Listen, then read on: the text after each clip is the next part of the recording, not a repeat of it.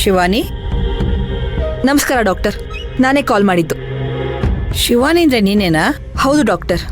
ಹೌದು. ಇದಕ್ಕೆ ಮುಂಚೆ ನಾನು ಇನ್ನೆಲ್ಲೂ ಭೇಟಿಯಾಗಿಲ್ಲ. ಅಂದಮೇಲೆ ನನ್ನ ಪರಿಚಯ ಹೇಗೆ ಗೊತ್ತು?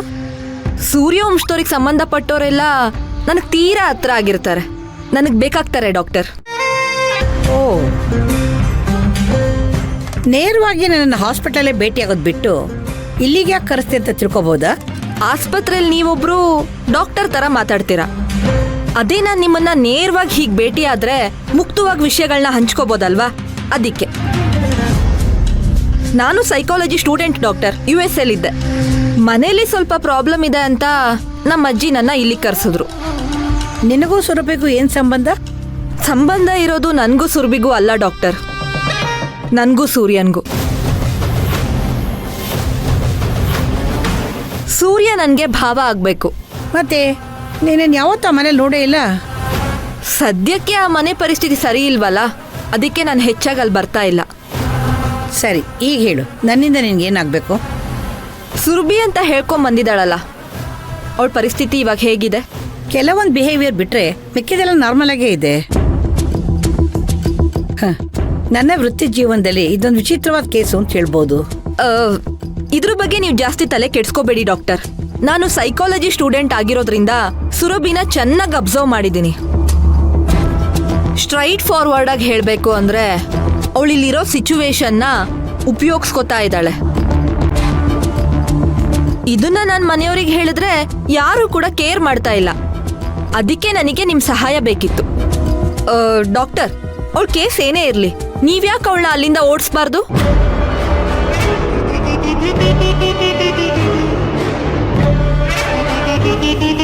ಇದಕ್ಕೆ ನಿಮಗೆ ಯಾವ ರೀತಿ ಬೇಕಾದ್ರೂ ನಾನು ವ್ಯವಸ್ಥೆ ಮಾಡ್ತೀನಿ. ನಿಮಗೆ ದುಡ್ಡು ಬೇಕಾದ್ರೂ ಸರಿ ಅಥವಾ ಎಲ್ಲಾದ್ರೂ ಜಾಗ ಬೇಕಾದ್ರೂ ಸರಿ. ನಿಮ್ಮನ್ನ ನಾನು ಕೊಂಡ್ಕೊಂತಿದ್ದೀನಿ ಅಂತ ಅನ್ಕೊಂಡು ಫೀಲ್ ಮಾಡ್ಕೋಬೇಡಿ. ನಮ್ಮ ಭಾವನ್ ಕುಟುಂಬ ಸರಿ ಹೋಗ್ಬೇಕನ್ನೋದಷ್ಟೇ ನನ್ನ ಆಸೆ. ಅದಕ್ಕೋಸ್ಕರ ನಾನು ಏನು ಮಾಡೋಕ್ಕೂ ರೆಡಿ. ನೋಡಮ್ಮ, ಈ ವಯಸ್ಸಿನಲ್ಲಿ ನನಗೆ ಇನ್ನೊಂದಷ್ಟು ದುಡ್ಡು ಮಾಡಿಡಬೇಕು ಅಥವಾ ಇನ್ನೊಂದಷ್ಟು ಜಾಗ ಮಾಡ್ಕೋಬೇಕು ಅಂತ ಯಾವ ಆಸೆನೂ ಇಲ್ಲ.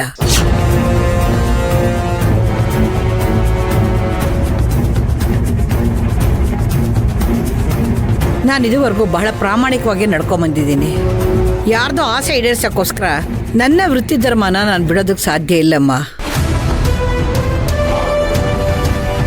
ನಿನಗೆ ಹೇಗೆ ಆ ಕುಟುಂಬದ ಮೇಲೆ ಕಾಳಜಿ ಇದೆಯೋ ಹಾಗೆ ನನಗೆ ನನ್ನ ಕೆಲಸದ ಮೇಲೆ ಕಾಳಜಿ ಇದೆ. ಮೇಲಾಗಿ ಇದು ಅಷ್ಟು ಸುಲಭವಾಗಿ ತೆಗೆದಾಕುವಂಥ ಕೇಸು ಅಲ್ಲ. ಇದೊಂದು ಇಂಟ್ರೆಸ್ಟಿಂಗ್ ಸಬ್ಜೆಕ್ಟು. ನಾನು ಇದನ್ನು ಹೇಗೆ ಸಾಲ್ವ್ ಮಾಡ್ತೀನೋ ನನಗೆ ಗೊತ್ತಿಲ್ಲ.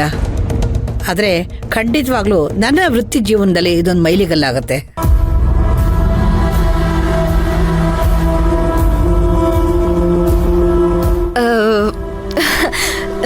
ನೀವು ತುಂಬಾ ಜೆನ್ಯೂನ್ ಅಂತ ನೀವು ಮಾತಾಡೋದ್ರಲ್ಲೇ ಗೊತ್ತಾಗ್ತಿದೆ ಡಾಕ್ಟರ್. ಇನ್ನು ನಾನು ನಿಮ್ಮ ಕೆಲಸಕ್ಕೆ ಡಿಸ್ಟರ್ಬ್ ಮಾಡಲ್ಲ. ಸುಮ್ಮನೆ ಆ ಹುಡುಗಿ ವಿಚಾರ ಇಟ್ಕೊಂಡು ಹೇಳ್ಕೊಂಡು ಹೋಗ್ತಾ ಇದ್ರೆ ಆ ಮನೆಯವ್ರ ನೆಮ್ಮದಿ ಹಾಳಾಗುತ್ತಲ್ಲ ಅಂತ ಹೇಳಿದೆ ಅಷ್ಟೆ. ಇರ್ಲಿ ಬಿಡಿ, ಯಾವ್ಯಾವ ಕಾಲಕ್ಕೆ ಏನೇನಾಗಬೇಕೋ ಅದೇ ಆಗೋದು. ಡಾಕ್ಟರ್, ನನಗೆ ಒಂದು ವಿಚಾರದ ಬಗ್ಗೆ ಕ್ಲಾರಿಟಿ ಕೊಡಿ. ಆ ಹುಡುಗಿ ನಾರ್ಮಲ್ ಆಗಿದ್ದಾಳೋ ಇಲ್ವೋ?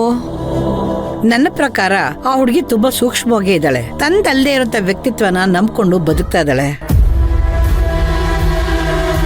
ಅವಳ ಬಿಹೇವಿಯರ್ ಸ್ವಲ್ಪ ಸುಧಾರಿಸ್ಬೇಕು. ಅವಳನ್ನ ಯಾರಾದರೂ ಸಣ್ಣದಾಗಿ ಟ್ರಿಗರ್ ಮಾಡಿದ್ರು ಕೂಡ ಆ ಮನೆಯವ್ರಿಗೆ ಹಾನಿ ತಪ್ಪಿದ್ದಲ್ಲ.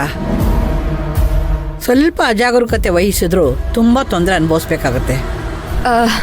ನೀವಿರುವಾಗ ಯಾವುದೇ ಕಾರಣಕ್ಕೂ ಯಾವುದೇ ಅನಾಹುತಕ್ಕೂ ದಾರಿ ಮಾಡ್ಕೊಡಲ್ಲ ಅಂತ ನನ್ಗೆ ಗೊತ್ತು ಡಾಕ್ಟರ್. ಯಾಕಂದ್ರೆ ನಿಮ್ಮ ಅನುಭವ ಅಷ್ಟು ದೊಡ್ಡದು. ನನ್ನ ಮಾತಿಗೆ ಮರ್ಯಾದೆ ಕೊಟ್ಟು ಇಲ್ಲಿ ತನಕ ಬಂದಿದ್ದಕ್ಕೆ ತುಂಬ ಥ್ಯಾಂಕ್ಸ್. ನಾನು ಏನೇ ಮಾಡಿದ್ರು ನಮ್ಮ ಭಾವನವ್ರ ಕುಟುಂಬಕ್ಕೋಸ್ಕರನೇ ಮಾಡಿರ್ತೀನಿ.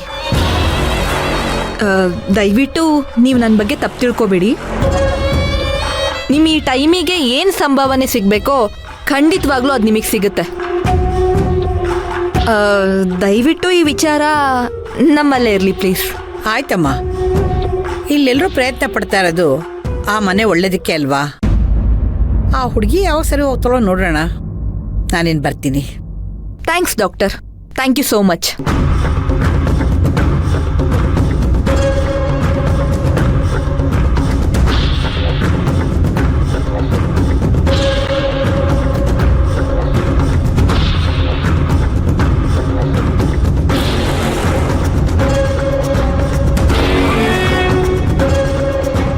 ಊರ್ ಹೋಗು ಸ್ಮಶಾನ ಬಾ ಅನ್ನೋ ಹೊತ್ತಲ್ಲಿ ಈ ಡಾಕ್ಟರ್ ಎಕ್ಸ್ಪೆರಿಮೆಂಟ್ ಮಾಡ್ತಾ ಕೂತಿದ್ದಾಳೆ.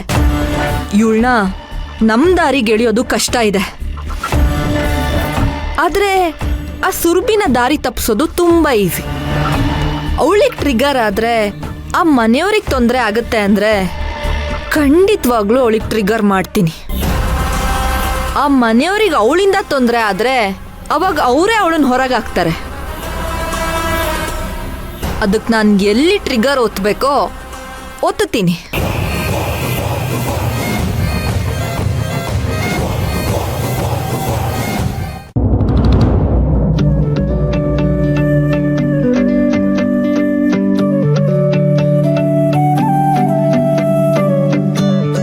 ಅಜ್ಜಿ,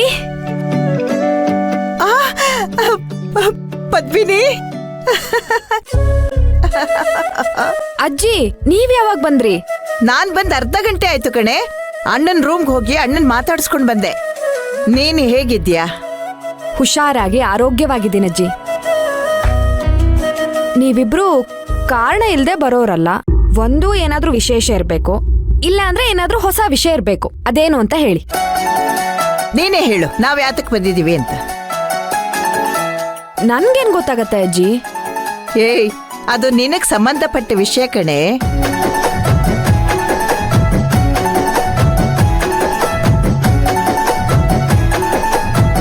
ನನಗ್ ಸಂಬಂಧಪಟ್ಟಿರೋ ವಿಷಯನ?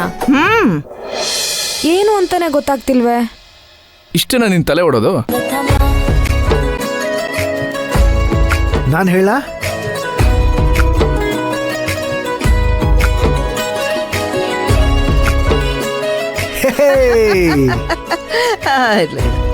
ಸೂರ್ಯ, ನೀ ಎಲ್ಲೋಗಿದ್ಯಪ್ಪ ನೀನು? ನಾನ್ ಬಂದ ತಕ್ಷಣ ನಿನ್ನನ್ನೇ ಹುಡುಕ್ತಿದ್ದೆ. ನನ್ನ ಮಹಡಿ ಮೇಲಿದ್ದೆ ಅಜ್ಜಿ. ನೀವು ಬಂದಿರೋ ವಿಚಾರನೇ ಗೊತ್ತಿಲ್ಲ. ಯಾವುದೋ ಫೋನ್ಗೋಸ್ಕರ ಕಾಯ್ತಾ ನಿಂತಿದ್ದೆ. ಆಮೇಲೆ ತಾತ ಸಿಕ್ಕಿದ್ರು. ನೀವಿಬ್ರು ಬಂದಿದ್ದೀರಾ ಅಂತ ಹೇಳಿದ್ರು. ಅದಕ್ಕೆ ಓಡೋಡು ಬಂದೆ.